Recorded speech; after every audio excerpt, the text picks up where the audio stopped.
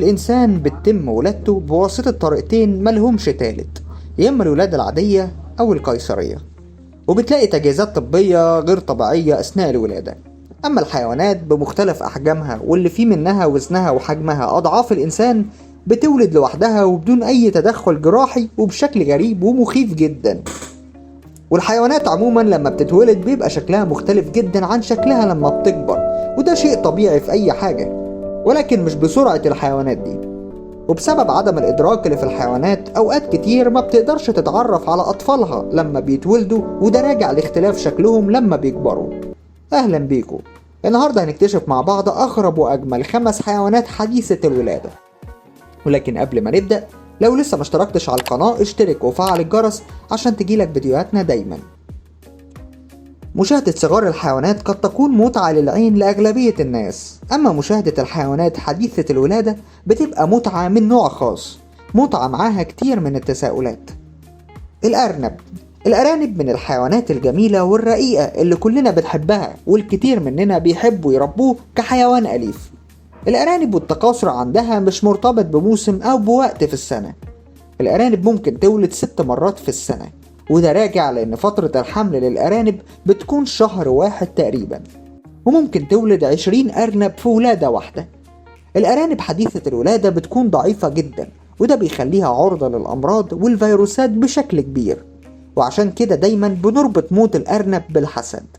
الأرانب حديثة الولادة بتفتح عينها بعد 7 أيام من ولادتها، وبتقوم الأم برضاعة أولادها مرة كل 24 ساعة. وبعد 23 يوم من الولادة بتقدر الأرانب تعتمد على نفسها في المشي والحركة بشكل كبير، وتبدأ بعدها تتجوز وتحمل وتجيب أرانب تانية.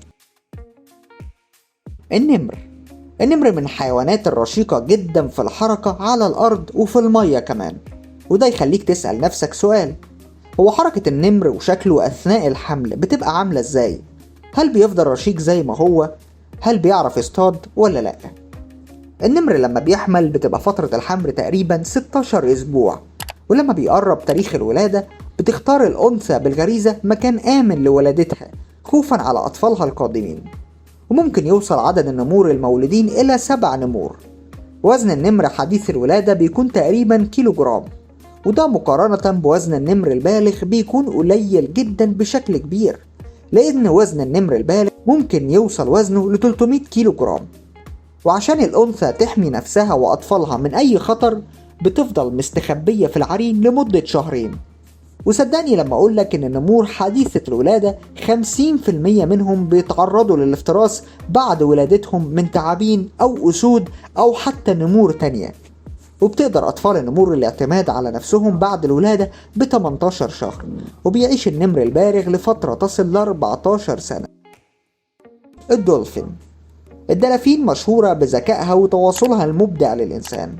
شكل الدولفين جميل جدا وكلنا بنحبه، أما صغار الدلافين بيبقى شكلها أحلى وأرق بكتير. فترة حمل الدولفين تتراوح من 9 ل 17 شهر، وبتلد الأنثى مولود جديد كل 2 أو 3 سنوات. والغريب هنا عن الدلافين إن في بعض أنواع الدلافين زي دلافين عنق الزجاجة بتقتل أي مولود جديد بظاهرة تسمى قتل الصغار. والعلماء لما فسروا الظاهرة دي قالوا إن الذكور بتغير من الأطفال لأنها هتاخد اهتمامات الأم لسنوات جاية كتير. الدلافين ما تقدرش تقعد تحت المية أكتر من نص ساعة من غير أكسجين، وده اللي بيخلينا بنشوف الدلافين على وش المية كتير جدا. عشان كده الدلافين لما بتولد بتاخد صغار الدلافين حديث الولادة على السطح عشان يتعلموا يتنفسوا ويتأقلموا مع حياتهم الجديدة. الكلاب مخلوقات ذكية جدا ووفية، ولكن مش كلنا بنحبها. سواء بقى كنت بتحب الكلاب أو لأ، هتفضل تحب الكلاب حديث الولادة لرقتهم وشكلهم. فترة حمل أنثى الكلب بتكون 2 شهر تقريبا، وممكن تولد الكلاب من 3 ل 4 كلاب في الولادة الواحدة، وبيسمى الكلب حديث الولادة بالجرو. وأثناء الولادة بتولد الأنثى كلب كل ربع ساعة بشكل منفرد، وعشان كده قد تستغرق فترة ولادة الكلاب ساعة أو أكثر. والغريب هنا تصرف الكلبة الأم مع أطفالها، لأنها لو شافت كلب ضعيف وغير مهيأ للمعيشة صحيا بتاكله ومش بتسيبه يعيش، وده اعتقادا منها إنها بتحميه وبترجعه لمكانه تاني. فلو بتربي كلب أو هتربي، لازم تاخد بالك أثناء ولادة كلبك، لأنك ممكن تنقذ كلبك عن طريق الرعاية البيطرية. الغزال من أضعف حيوانات السلسلة الغذائية، لأن كل الحيوانات المفترسة بتتغذى عليه تقريبا، وعشان كده ربنا مديله سرعة ومرونة يقدر يهرب بيهم من أي حيوان. من الآخر حيوان ماشي بمبدأ الجري نص الجدعنة، وده من حقه لأن سرعة الغزال بتوصل ل60 ميل في الساعة.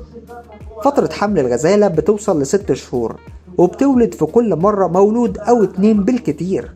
وبعد ما بتولد الغزالة بتحاول إنها تخفي مولودها عن الأنظار لأطول فترة، لأن لو حصل أي هجوم عليهم الغزالة الصغيرة مش هتعرف تجري وهتبقى فريسة سهلة لأي هجوم. وبيزن الغزال حديث الولادة حوالي 3 كيلو جرام، وتقوم الأم بإرضاعهم 4 مرات في اليوم الواحد.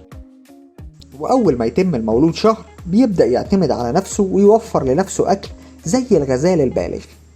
معلوماتنا ما خلصتش، لو عجبك الفيديو دوس لايك وشاركنا في الكومنتات عن أكتر حيوان عجبك في دول، ولو لسه ما اشتركتش اشترك وفعل الجرس عشان تجيلك فيديوهاتنا دايما. سلام.